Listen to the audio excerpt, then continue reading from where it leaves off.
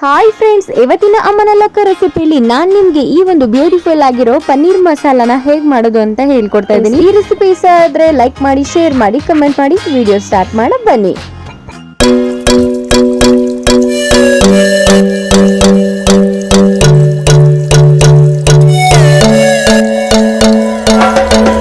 Friends, lesson number 1, gas ಸ್ಟವ್ನ on ಮಾಡಿ ಅದ್ರ ಮೇಲೆ ಒಂದು ಪ್ಯಾನ್ ಇಟ್ಕೋತಾ ಇದ್ದೀನಿ. ಫ್ರೆಂಡ್ಸ್, ಇದನ್ನ ನೀವು ಎನಿ ಟೈಪ್ ಆಫ್ ಪಾತ್ರೆ ಅಥವಾ ಬಾಣಲೆಯಲ್ಲಿ ಮಾಡ್ಕೋಬಹುದು.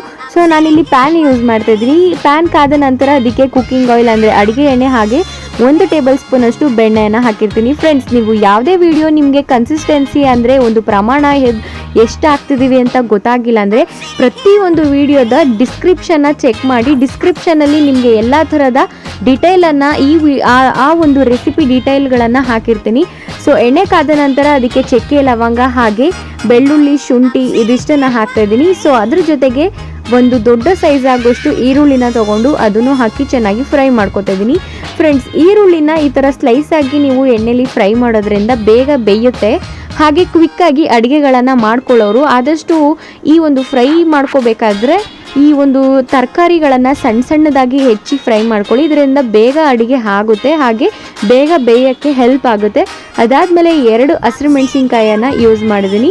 ಫ್ರೆಂಡ್ಸ್, ನೀವು ಈ ಮಸಾಲೆನ ಎಲ್ಲ ಥರದ ಒಂದು ಮಸಾಲ, ಈಗ ಪನ್ನೀರ್ ಮಸಾಲ ಮಾಡ್ತಿದ್ದೀನಲ್ವ, ಮಶ್ರೂಮ್ ಮಸಾಲ ಕೂಡ ಮಾಡ್ಕೋಬೋದು ಈ ಮಸಾಲೆಯಿಂದ. ಅದಾದಮೇಲೆ ಟೊಮೊಟೊ ಹಾಕ್ತಾಯಿದ್ದೀನಿ. ಫ್ರೆಂಡ್ಸ್, ನೆನಪಿರಲಿ, ಹುಳಿ ಟೊಮೊಟೊ ತೊಗೋಬೇಡಿ, ಜಾಮೂನ್ ಟೊಮೊಟೊಗಳನ್ನು ಯೂಸ್ ಮಾಡಿ. ಮಸಾಲೆ ಈ ಥರ ಒಂದು ಮಸಾಲಗಳು ಡ್ರೈ ಮಾಡ್ತಾ ಇದ್ದೀರಾ, ಏನು ಸ್ಪೆಷಲ್ ಐಟಮ್ ಮಾಡ್ತಾ ಇದ್ದೀರಿಂದ ಹುಳಿ ಟೊಮೊಟೊಗಳನ್ನು ಜಾಸ್ತಿ ಯೂಸ್ ಮಾಡಬೇಡಿ. ರೆಸ್ಟೋರೆಂಟ್ ಸ್ಟೈಲಲ್ಲಿ ನಿಮಗೆ ಅಡುಗೆಗಳು ಬೇಕು ಅಂತ ಹೇಳಿದ್ರೆ ಜಾಮೂನ್ ಟೊಮೊಟೊಗಳನ್ನು ಯೂಸ್ ಮಾಡಿ. ಸೊ ಟೊಮೊಟೊ ಫ್ರೈ ಆದಮೇಲೆ ಅದಕ್ಕೆ ಸ್ವಲ್ಪ ರುಚಿಗೆ ತಕ್ಕಷ್ಟು ಉಪ್ಪನ್ನು ಸೇರಿಸ್ತಾ ಇದ್ದೀನಿ. ಇದರಿಂದ ಈರುಳ್ಳಿ ಹಾಗೆ ಟೊಮೊಟೊ ಬೇಗ ಬೇಯುತ್ತೆ.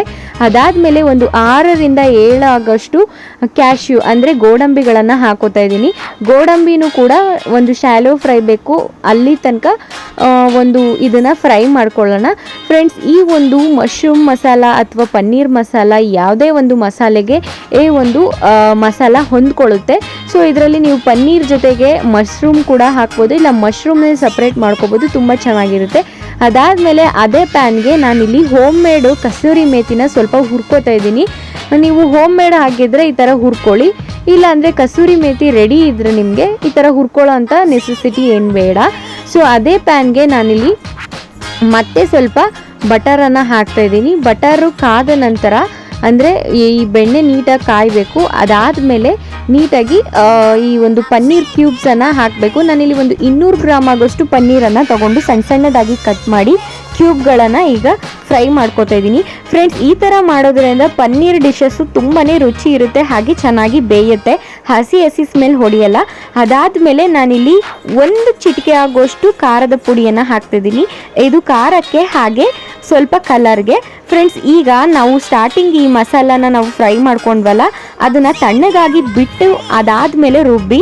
ಸೊ ಇಲ್ಲ ಒಂದೊಂದ್ಸಲ ನೀವು ಬಿಸಿಲೇ ಹಾಕ್ಕೊಂಡ್ರೆ ರುಬ್ಬಬೇಕಾದ್ರೆ ಅದು ಸಿಡಿಯುತ್ತೆ, ಅಂದರೆ ಮುಚ್ಚಳ ಕರೆಕ್ಟಾಗಿ ಕೂರಲ್ಲ, ಸಿಡಿಯುತ್ತೆ. ಈ ಒಂದು ಕನ್ಸಿಸ್ಟೆನ್ಸಿಗೆ ಅದನ್ನು ರುಬ್ಕೊಳ್ಳಿ. ಅದೇ ಪ್ಯಾನು ಅಂದರೆ ಇವಾಗ ನೀವು ಒಂದು ಪನ್ನೀರನ್ನು ಹುರ್ಕೊಂಡ್ರಿ ಅಲ್ವಾ, ಅದೇ ಪ್ಯಾನ್ಗೆ ಸ್ವಲ್ಪ ಎಣ್ಣೆ ಹಾಗೆ ಚಿಟಿಕೆ ಆಗೋಷ್ಟು ಅರಿಶಿನ ಹಾಗೆ ಚಿಟಿಕೆ ಆಗೋಷ್ಟು ಒಂದು ಸ್ವಲ್ಪ ಖಾರದ ಪುಡಿ ಹಾಗೆ ಧನಿಯದ ಪುಡಿ, ಅಂದರೆ ನಾವಿಲ್ಲಿ ಮಸಾಲೆಗೆ ಯಾವುದೇ ಥರದ ಖಾರಗಳನ್ನು ಹಾಕಿಲ್ಲ. ಅದಾದಮೇಲೆ ಅಷ್ಟನ್ನು ಹಾಕಿ ಚೆನ್ನಾಗಿ ಎಣ್ಣೆಲಿ ಫ್ರೈ ಮಾಡಿ.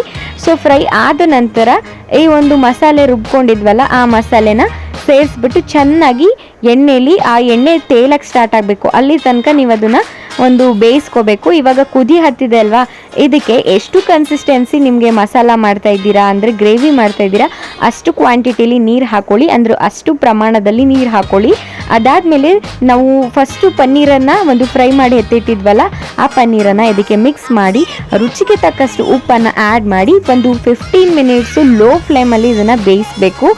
ಲೋ ಫ್ಲೇಮಲ್ಲಿ ಬೇಯೋದ್ರಿಂದ ಯಾವುದೇ ಅಡುಗೆ ತುಂಬ ಚೆನ್ನಾಗಿ ಹೊಂದ್ಕೊಳ್ಳುತ್ತೆ. ಉಪ್ಪು, ಹುಳಿ, ಖಾರ ಹಾಗೆ ಯಾವುದೇ ಥರದ ಡಿಶ್ಗಳನ್ನು ಕೂಡ ಮಾಡಿದ್ರು ಅದು ಒಂದು ಟೇಸ್ಟ್ ಬರುತ್ತೆ. ಈ ಒಂದು ಪನ್ನೀರ್ ಮಸಾಲೆಗೆ ಬಟಾಣಿ ಕೂಡ ಆ್ಯಡ್ ಮಾಡ್ಬೋದು. ನಮಗೆ. ಸೊ ಅದಾದಮೇಲೆ ನಾನು ಸ್ಟಾರ್ಟಿಂಗು ಸ್ವಲ್ಪ ಬೆಚ್ಚಗೆ ಮಾಡಿ ಎತ್ತಿಟ್ಕೊಂಡಿದ್ನಲ್ಲ ಕಸೂರಿ ಮೇಥಿ, ಅದನ್ನು ನಾನಿಲ್ಲಿ ಕ್ರಷ್ ಮಾಡಿ ಹಾಕ್ತಾ ಇದ್ದೀನಿ. ಫ್ರೆಂಡ್ಸ್, ಈ ಒಂದು ಪನ್ನೀರ್ ಮಸಾಲ ಎಷ್ಟು ಕ್ವಿಕ್ಕಾಗಿ ಎಷ್ಟು ಟೇಸ್ಟಿಯಾಗಿ ಆಗಿತ್ತಂದರೆ ಟ್ರಸ್ಟ್ ಮೀ ತುಂಬಾ ಚೆನ್ನಾಗಾಗಿತ್ತು. ರೋಟಿ, ಕುಲ್ಚಾ, ಬಟರ್ ನಾನ್, ಹಾಗೆ ದೋಸೆ, ಇಡ್ಲಿ, ಪೂರಿ, ಚಪಾತಿ ಎಲ್ಲದಕ್ಕೂ ಇದು ತುಂಬಾ ಚೆನ್ನಾಗಿರುತ್ತೆ. ಇದನ್ನು ಒಂದ್ಸಲ ಟ್ರೈ ಮಾಡಿ ನನಗೆ ರೆಸಿಪಿ ಹೇಗಾಗಿತ್ತು ಅಂತ ಕಮೆಂಟ್ ಸೆಕ್ಷನಲ್ಲಿ ತಿಳಿಸಿ ಫ್ರೆಂಡ್ಸ್. ಹಾಗೆ ಫ್ರೆಂಡ್ಸ್, ನಮ್ಮ ಪ್ರತಿಯೊಂದು ವಿಡಿಯೋ ನೀವು ವಾಚ್ ಮಾಡಿದ್ರೆ ಆ ಪ್ರತಿಯೊಂದು ವಿಡಿಯೋಗೂ ನೀವು ಕಮೆಂಟ್ ಹಾಕಿ ನಿಮ್ಮ ಹೆಸರುಗಳನ್ನು ಕಮೆಂಟ್ ಮಾಡಿ. ಹಾಗೆ ಈ ವಿಡಿಯೋ ಅಂದರೆ ರೆಸಿಪಿ ಹೇಗಾಗಿತ್ತು ಅಂತ ನನಗೆ ಕಮೆಂಟ್ ಮಾಡಿ. ಇದರಿಂದ ಆಕರ್ಷಕ ಬಹುಮಾನಗಳನ್ನ ಗೆಲ್ಬೋದು ಅಂತ ಹೇಳ್ತಾ ನಾನು ನನ್ನ ಮುಂದಿನ ವಿಡಿಯೋಸ್ ಸಿಗ್ತೀನಿ. Take care all.